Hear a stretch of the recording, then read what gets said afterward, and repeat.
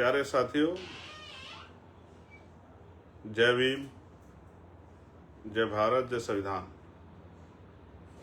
जय मंडल, जय जोहार, जय जवान, जय किसान, जय लोकतंत्र, जय विज्ञान। आज का ये लाइव, इसमें थोड़ी सी देरी भी हुई है। देरी के लिए मुझे खेद है। देरी इसलिए हुई कि मैं लोकसभा में था और जो अनुदान मांगे हैं उन पे सेकंड बैच की अपनी बात रख रहा था और कोशिश कर रहा था कि अपने नगीना लोकसभा क्षेत्र में जो आवश्यकताएं हैं हमारे यहाँ, सबसे बड़ी जो रोजगार, जिसकी वजह से हमारे लोकसभा क्षेत्र के लोगों को बहुत दूर दूर तक जाके काम करना पड़ता है। कोई पंजाब, लुधियाना, हरियाणा जाता है, लुधियाना में जाता है, जालंधर में जाता है, अमृतसर जाता है, और कोई हरियाणा में जाके काम करता है, गुड़गांव में, पलवल, फरीदाबाद में। कुछ लोग दिल्ली आते हैं, कुछ लोग मुंबई जाते हैं, कुछ लोग हैदराबाद जाते हैं, कुछ लोग गुजरात जाते हैं। उसी को लेकर मैं बात रख रहा था, इसलिए मुझे देरी हुई। लेकिन क्योंकि महत्वपूर्ण है, इसलिए मुझे आपसे चर्चा करनी थी कि आपसे बात हो जाए।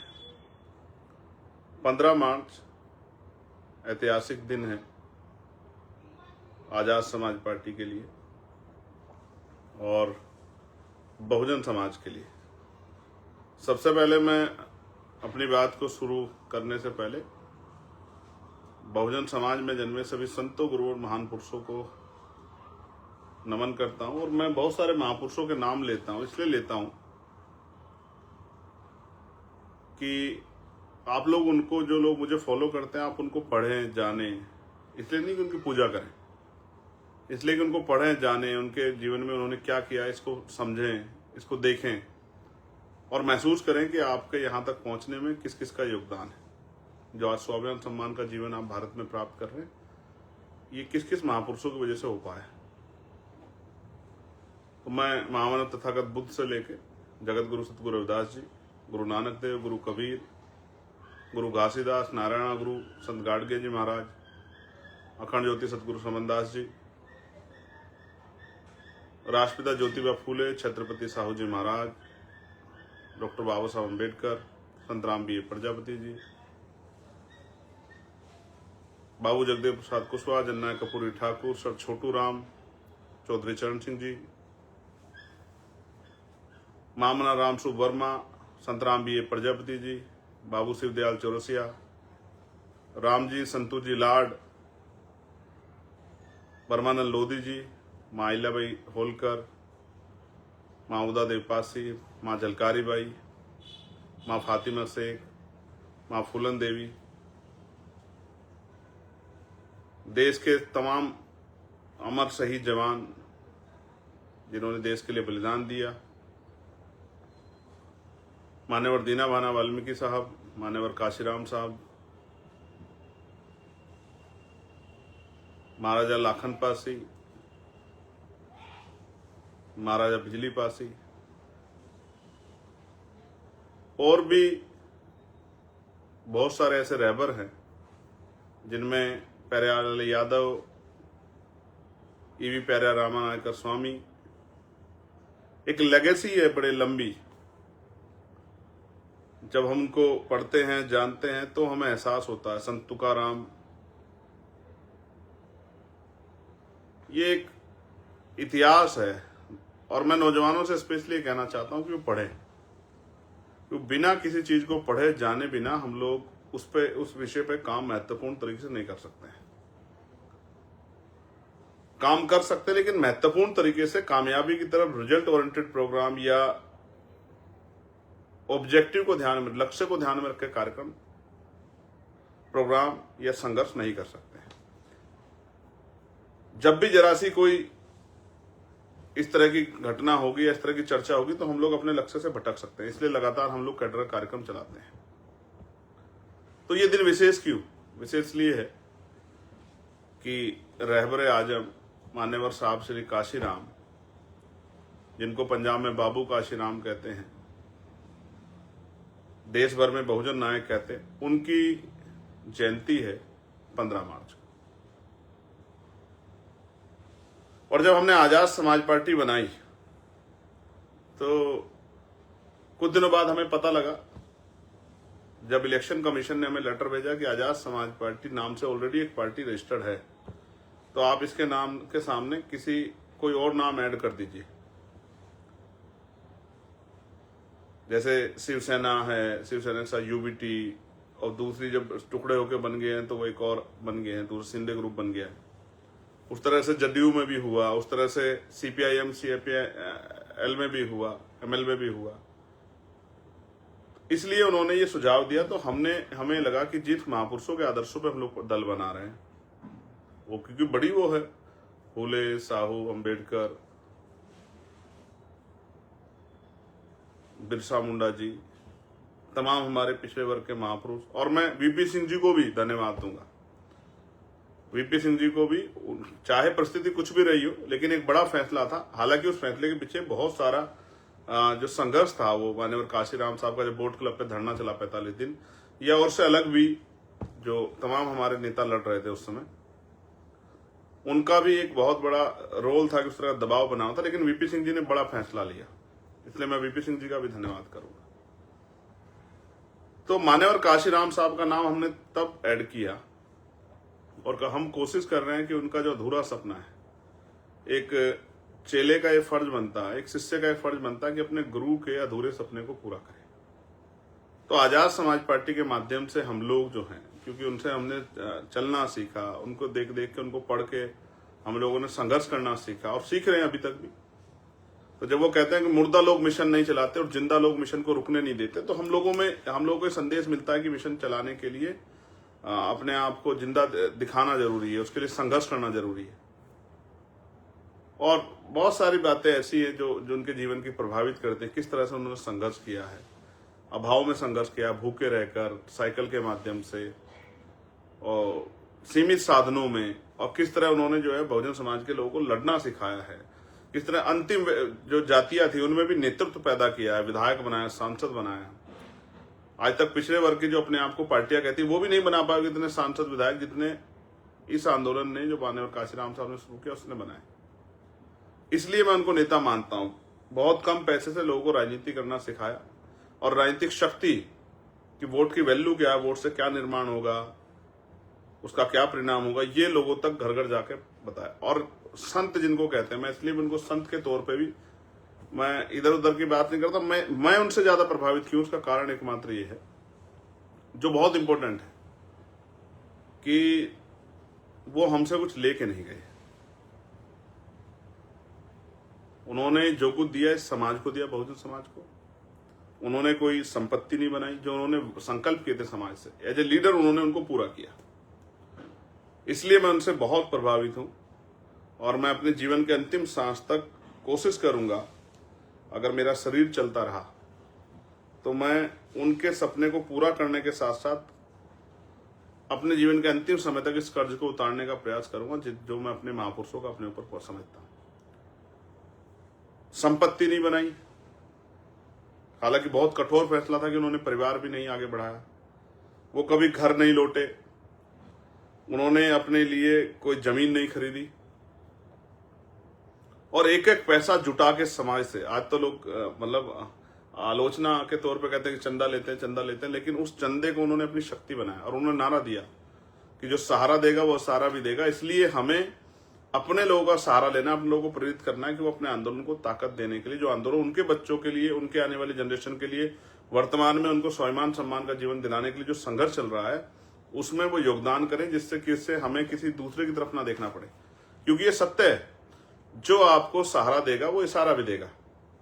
इसलिए अपने लोगों को सहारा देने के लिए तैयार किया। जो भूखे प्यासे लोग थे, वो भी अपने जेब से कुछ पैसा बचा के माननीय काशीराम साहब को देते थे। इसलिए मैं उनको, क्योंकि उन्होंने मुर्दों में, जो लोग ये सोचते थे, मुर्दे का मतलब ये नहीं कि मरा हुआ होता है आदमी वो मुर्दा होता है, जो जिंदा तो होता है लेकिन वो अपने अधिकारों के प्रति लड़ता, वो भी मुर्दा होता है।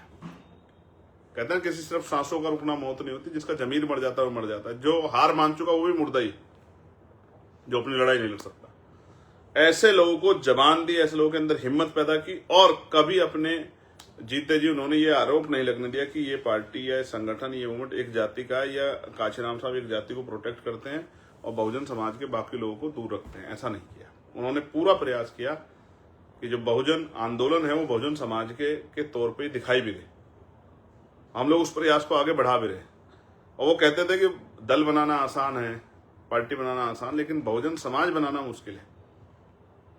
कई बार हमारे लोगों को भी अच्छा नहीं लगता कि हम जो है भाई बहुजन समाज बनाने के लिए इतने प्रयास क्यों कर रहे हैं। वो कई कई तरह की आलोचना करते हैं। लोकतंत्र में आलोचना सुननी चाहिए, आलोचना से घबराना चाहिए। हम लोग तो नहीं घबराते, बिल्कुल नहीं घबराते। तो माननीय काशीराम साहब की जयंती है, हमारे लिए विशेष अवसर है। और क्योंकि हमने उसी दिन पार्टी की स्थापना की है, ये संयोगवश है कि हमने हमारी पार्टी में वो, क्योंकि अगर पहले रजिस्ट्रेशन हो जाता ये नाम नहीं आता, लेकिन जब रजिस्ट्रेशन में उन्होंने मना कर दिया कि आपको इसका ऐड करना पड़ेगा, तो हमने माननीय काशीराम साहब का नाम ऐड किया। तो इसलिए जो है माननीय काशीराम साहब की जयंती पे हमारी पार्टी की स्थापना हुई है 2020 में।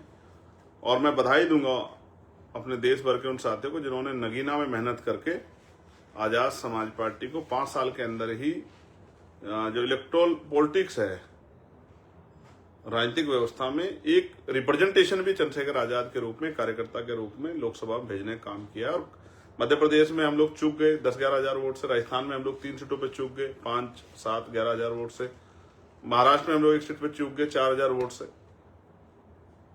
तो एक मजबूत जो है काम जो उन साथियों ने किया, मैं उनको बधाई देता हूं। अब जो आवश्यक बात है वो मैं बता देता हूं। 15 तारीख को बाराबंकी में कार्यक्रम है और मैं विश्वास से कहता हूं कार्यक्रम ऐतिहासिक होगा। कुछ लोग हमारे साथियों को उस तरह से जानबूझ के उस तरह का माहौल खराब करने के लिए उकसाने का काम कर रहे हैं। मैं अपने साथियों से कहूंगा, हम लोग संवैधानिक व्यवस्था को मानने वाले लोग हैं, हमें किसी के उकसाव में नहीं आना चाहिए और किस तरह की टिप्पणी नहीं करनी चाहिए। देश में लोकतांत्रिक व्यवस्था है, संविधान से देश चल रहा है, हमें संविधान पे पूर्ण रूप से भरोसा है, तो हमें संवैधानिक दृष्टिकोण से आगे बढ़ना चाहिए। और देखिए, जब से मैंने यूजीसी के फेवर में, यूजीसी की जो गाइडलाइन आई थी, मोर्चा लिया था, मैं अकेला आदमी था लेने वाला, तब से एक बहुत शानदार मुहिम मेरे खिलाफ चलाई जा रही है। इससे मुझे कोई फर्क नहीं पड़ता। मैं राजनीति जो है व्यक्तिगत तौर पे कह रहा हूं, मैं का प्रयोग करते हुए, कि हमारा जो दल है और मैं स्वयं भी, हम राजनीति ही देश के कमजोर वर्गों के लिए कर रहे हैं, उनके अधिकारों को दिलाने के लिए कर रहे हैं, उनके आने वाली पीढ़ियों को, वर्तमान को, और जो भविष्य है वो कैसे सुरक्षित हो, उनके अधिकार कैसे बचे, इसीलिए हम लोग राजनीति कर रहे हैं। इस बात से कोई फर्क नहीं पड़ता कि हमारे विरोध में कौन है। जब हम अपने लोगों के लिए काम करेंगे, SC ST OBC माइनॉरिटी के लिए काम करेंगे, दलित पिछड़े आदिवासियों मुसलमानों के लिए काम करेंगे, सिख जैन बौद्ध ईसाइयों के लिए काम करेंगे, तो ये बहुत सारे लोगों को अच्छा नहीं लगेगा। बिल्कुल अच्छा लगेगा तो अपनी तरफ से तमाम कोशिशें करेंगे। तो उनसे हमें लड़ना नहीं है, ना घबराना है, उनसे बिल्कुल नहीं घबराना है। हमें तो इस तरह की तमाम तरह की चुनौतियों का, साजिशों का सामना करना है और दिमाग से लड़ाई लड़नी है। वो जितना हमारे लोगों को रोकने काम करेंगे, मैं कहता हूं उससे ज्यादा लोग, और ये आप समझ लो, इन सब के पीछे सरकार है। मेरी बात को आप याद रखना। वरना आप बताओ, जिस आदमी पे गोली चली हो, जिस आदमी की हत्या का प्रयास किया गया हो, जिस आदमी को धमकी दी जाती हो, धमकी देने वाले घर में बैठे हैं और हमारे लोग परेशान हो रहे हैं बेचारे। उनकी परमिशन एक दिन पहले करते हैं, जब रैली का समय आ जाता है उनको मंच लगाने का भी सही मौका नहीं देते। ये जब से रैलियां स्टार्ट हुई, किस तरह का ये कोई सहयोग है, प्रयोग है? आगरा की रैली का स्थान बदल दिया, कन्नौज की रैली का स्थान बदल दिया, जो संत कबीर नगर में रैली उसका स्थान बदल दिया, जौनपुर की रैली का स्थान बदल दिया। तो अभी भी आप देखो, बिल्कुल जंगल में करवाते हैं रैली की, भाई बहुत कम लोग पहुंच पाए। पूरा एडी चोटी का जोड़ लगाते हैं अपने आकाओं को खुश करने के लिए अधिकारी बेचारे, कि हम लोग ये साबित कर दें कि सरकार देखिए सर, हमने वहां बिल्कुल सहयोग नहीं किया, बहुत दूर कर दिया, देखिए बहुत कम लोग आए, नजदीक होती तो बहुत ज्यादा लोग आते। इस तरह का पूरा प्रयास करते हैं। लेकिन मैं उनको कहना चाहता हूं, भाई माहौल बदल रहा है, मौसम बदल रहा है। कमजोर वर्गों को समझ आ गया कि जो आज सत्ता में नहीं है तब उनके साथ नहीं खड़े, कल सत्ता में होंगे तो उनके लिए कैसे खड़े हो जाएंगे। आज तो ज्यादा समाज के साथ खड़े होकर दिखाना था। यूजीसी की जो गाइडलाइन है उसमें बहुत सारे लोगों के चेहरे बेनकाब किए हैं। जो लोग कहते थे हम दलित पिछड़ों के हितैषी हैं, और जो मुसलमानों का हाल है वो भी छिपा नहीं किससे। आप देख लो सीओ साहब क्या कह रहे हैं संभल में, देखिए बाकी धर्मों के धार्मिक उत्सव सड़क पे हो जाएंगे, लेकिन वो कह रहे हैं एक पैर अगर बाहर रख दिया किसी ने नमाज पढ़ते हुए मस्जिद से या ईदगाह से तो देख लेना, पर खैर नहीं। और वो कह रहे हैं कि साहब ईरान पे आप क्यों कर रहे हो, ईरान पे यहाँ क्यों प्रोटेस्ट, क्यों हाय तौबा कर रहे हो? जब बांग्लादेश में कुछ होता तो हाय तौबा यहाँ होनी चाहिए, जब पाकिस्तान में कुछ होता हाय तौबा होनी चाहिए, लेकिन ईरान में अगर कुछ हुआ है तो यहाँ हाय तौबा नहीं होनी चाहिए, क्योंकि सरकार के लोगों को अच्छा नहीं लग रहा है। जब वो यहाँ नंगा नाच करवाते हैं अपने जो है जिनको संरक्षित गुंडों थे तब कुछ नहीं। यही बातों को हमें समझना है कि वो चाहते क्या हैं और वो उनका लक्ष्य क्या है। आपको अपने काम पे ध्यान देना है, और जो गाइडलाइन प्रदेश ने जारी की है कि सब लोग, बहुत सारे लोगों को बहुत सारी जगह पे अपने अपने जिला मुख्यालयों पे और जो अदर स्टेट में जैसे मध्य प्रदेश, राजस्थान, पंजाब में, हरियाणा में, झारखंड में, बिहार में, दिल्ली में जो गाइडलाइन जारी हुई, जहां जहां जिस तरह से आपको अपना जो है कार्यक्रम करना उस तरह से आप कार्यक्रम करें। और मैं बाराबंकी की पूरी टीम को और जहां जिस जोन का एक कार्यक्रम है उन सब लोगों को ये कहना चाहता हूं कि आप भी हिम्मत लगाओ। अगले 2 दिन आपके पास 13 और 14 पूरी ताकत लगाओ और हर साजिश का मुकाबला संख्या के आधार पर तो लोकतंत्र है ये। जिनके पास सर होते हैं वही नेता होता है, जिनके पास सर होते हैं उन्हीं के पास शक्ति होती है, उन्हीं की सुनवाई होती है, उन्हीं को आगे बढ़ने का मौका मिलता है। अभी तक तो आपका एक भाई घर भी रहता है, उससे भी आग्रह करना कि चलो भाई साहब की जयंती मनाएंगे और भाई आ रहे हैं तो उनको जो है ताकत भी देंगे। बहन से भी कहना, माँ से भी कहना, भाभी से भी कहना, चाची से भी कहना कि चलो एक दिन उस रहबर के लिए, ठीक है, चलो बाबा साहब अम्बेडकर के मिशन को पूरा करने के लिए, चलो जो है फूले साहू के मिशन को पूरा करने के लिए, चलो उन महापुरुषों के संघर्ष को प्रवान चढ़ाने के लिए जिन्होंने जो है अपने बच्चों तक कुर्बान कर दिया। भाई ने बुलाया, चलिए बाराबंकी और दिखाइए लोगों को, पूरे प्रदेश को देखना चाहिए, पूरे देश को देखना चाहिए। और गाली देना, मुझे गाली देना तो अधिकार है सब लोगों का। जब मैं आप लोगों के लिए लड़ाई लड़ूंगा तो मैं कोई अपने घर के, मेरा परिवार ही को थोड़ा ही है कि भाई मैं कोई वो करने जा रहा हूं, तो मुझे तो गाली खानी है। तो इस गाली से मत डरो, आज जो गाली दे रहे हैं कल आपको सलाम भी करेंगे, समय की बात है। ये जानबूझ के आपका ध्यान, जैसे आपको कोई सफर तय करना, मुझे यहाँ से लखनऊ जाना है, बीच में अगर कोई इधर इस तरह का कोई हो जाए गतिविधि तो हम लोग उधर देखने लगे तो हमारा तो समय खराब होगा ना भाई। ये सोचा समझा प्लान है। और मैं फिर कह रहा हूं, सरकार पोषित लोग हैं ये लोग, ये संगठन सरकार पोषित है, आप जानते हो, आप इतिहास उठा के देख लो। इनसे इन बेचारों को कुछ नहीं कहना है, बेरोजगार लोग हैं, इन पर ध्यान नहीं देना, अपने काम पे ध्यान देना है। हम लोग लोकतांत्रिक व्यवस्था में दल बना के काम कर रहे हैं और हम ये जानते हैं political power is the master की। राजनीतिक सत्ता वो चाबी है जो आपकी सारी समस्या हल कर देगी। और लोग समस्या के लिए चिल्लाते हैं, हम पे समाधान है, इसलिए हमसे बहुत ज्यादा दिक्कत है सब लोगों को, लेकिन इन दिक्कतों का जवाब हम लोग ताकत बना के देंगे, ना कि लड़के। लोकतांत्रिक व्यवस्था में ये जुल्म जाति, कल मैंने कहा पार्लियामेंट में कि हमारी माओ को दर्द नहीं होता, बताओ होता है नहीं होता है? सरकार बताए क्या कानून व्यवस्था है? दिल्ली हो, बिहार हो, राजस्थान हो, मध्य प्रदेश हो, यूपी हो, मार दे, कोई जला के मार दे रहा है, कोई हत्या कर दे रहा है, बहन बेटियों के सम्मान की रक्षा नहीं कर पा रही सरकार, उठा ले जा रहे बहन बेटियों को, बच्चों को। आज एक मामला आया मेरे पास मिर्जापुर का, जिसमें एक आदमी ने धमकी दी, कहा कि मार दिया, निपटा दिया और बता दिया वहां पड़ा, उसका नाम निकाल दिया। जाऊंगा मैं बहुत जल्दी वहां भी।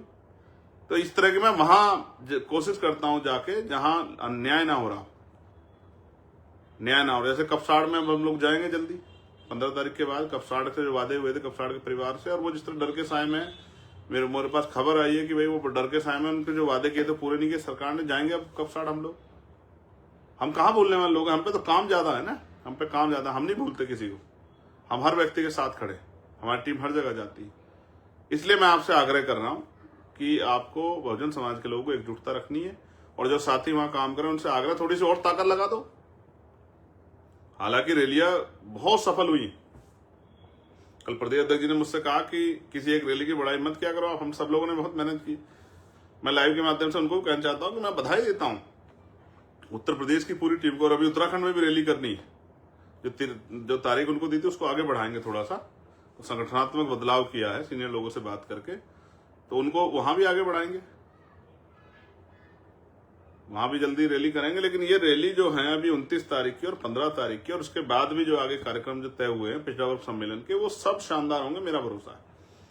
क्योंकि हमारे साथियों ने बहुत काम किया, और जो साथी काम नहीं कर रहे उनसे भी मैं चिंता भी करता हूं और उनसे आदेश निर्देश भी देता हूं कि भाई काम करो, आप ही के जिले पीछे रह जाएंगे। जैसे बिजनौर आगे भाग जाएगा, सहारनपुर आगे भाग जाएगा, शामली आगे भाग जाएगा, मुजफ्फरनगर आगे भाग जाएगा, मेरठ आगे भाग जाएगा, अमरोहा, मैं पश्चिम के लिए कह रहा हूं, अमरोहा आगे भाग जाएगा, संभल जो है भाग जाएगा आगे, हापुड़ भाग जाएगा आगे, बुलंदशहर भाग जाएगा, तो आप पीछे रह जाएगा, बरेली रामपुर आगे भाग जाएगा, सीतापुर आगे भाग जाएगा। आप देख लेना इस बार, मैं जो आपसे कह रहा हूं, रामपुर आगे भाग जाएगा, शाहजहांपुर आगे भागेगा इस बार, और इधर अंबेडकर नगर आजमगढ़ भागेंगे। तो ये इस तरह इसलिए कह रहा हूं कि जहां नहीं आगे बढ़ पाओगे, ताकत नहीं बना पाओगे, फिर वहां की सुनवाई कम होगी, वहां को उस तरह का सहयोग नहीं मिल पाएगा। फिर कहोगे कि भाई हमारे यहाँ नहीं हो पा रहा है काम। राजकाज बनाने के लिए हर व्यक्ति को मेहनत करनी पड़ेगी, पूरे संगठन को मेहनत करनी पड़ेगी, तब राजकाज बनेगा।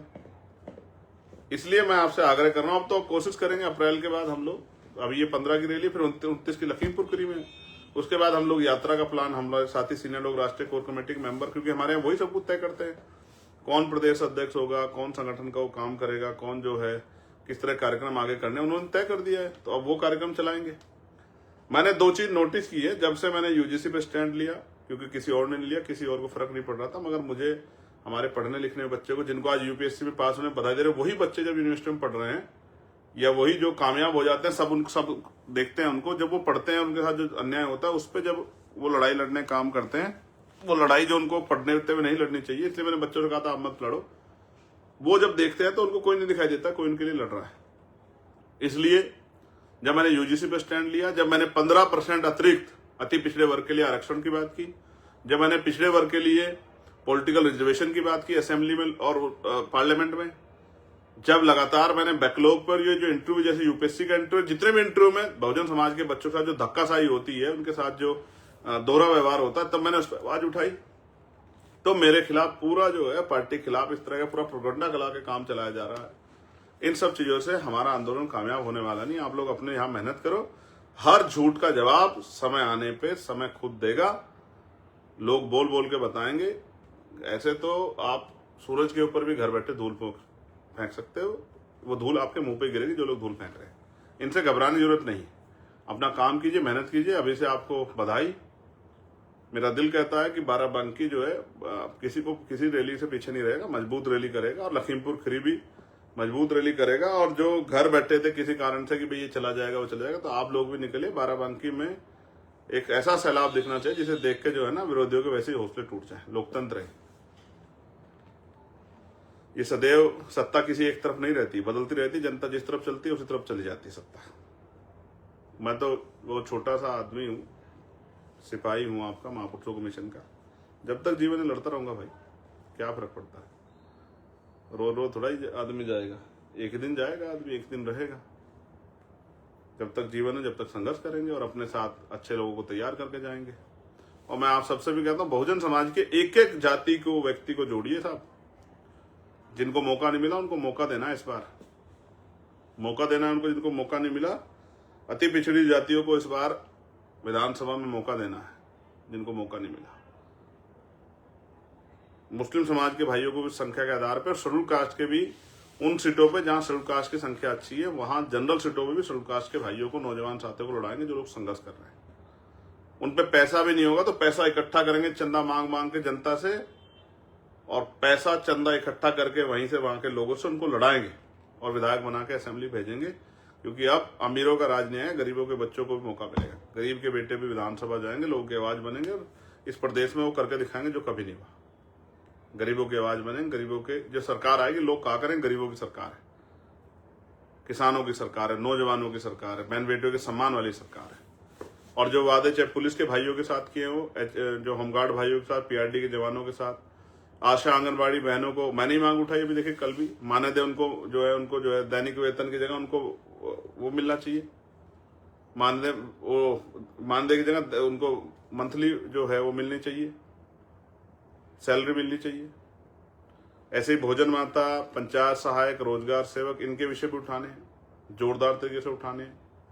पीआरडी के जवानों का, होमगार्ड भाइयों का विषय उठाना है, ठीक है। आशा आंगनबाड़ी बहनों के विषय उठाने। इस तरह से ही जो जो विषय हमारे सामने आ जाएगा उन सब के विषय उठा के, और सफाई कर्मचारी जो हमारे भाई काम कर रहे हैं ठेकेदारी पे, उनकी भी समस्या का जड़ से इलाज करना है, पक्की नौकरी देनी है, शिविर में उतरना उनका बंद करना है। ये गुंडागर्दी की जो सरकारों ने काम किया सबको बंद करके और कमजोर वर्गों के हक अधिकारों की रक्षा करनी, उनको सम्मान का जीवन देना और जुर्म जाति अन्य अत्याचार को रोकना है। अंत में 15 तारीख को आपसे मुलाकात होगी बाराबंकी में। आप सबके लिए मंगल कामनाएं और अभी से माननीय काशीराम साहब की जयंती की आपको हार्दिक बधाई और धन्यवाद आप सभी का। और बाराबंकी के साथियों को विशेष संदेश, किसी चीज पर ध्यान मत दिए, मजबूती से अपना कार्यक्रम कराइए और सबका जवाब, कहते हैं ना जब सूरज निकलता है सबको दिखता है, सबको जवाब। जैसे क्रिकेट में एक वो है ना कि भाई मुंह से नहीं बोलना है, सारी आलोचना का जवाब बल्ले से देना है, बॉल से देना है। तो आप सबका जवाब बटन से दीजिए। इस बार 2027 में आजाद समाज पार्टी का बटन दबा के सबको जवाब दीजिए। इतनी शालीनता से मेहनत करिए, इतनी चुपचाप मेहनत कीजिए कि जब रिजल्ट आए तो इतना शोर मचे कि लोग डर जाएं, जैसे नगीना में वो कर रहे थे कि भाई ये कैसे हो गया। आपकी मेहनत को सलाम। जय भीम, जय भारत, जय संविधान, जय मंडल, जय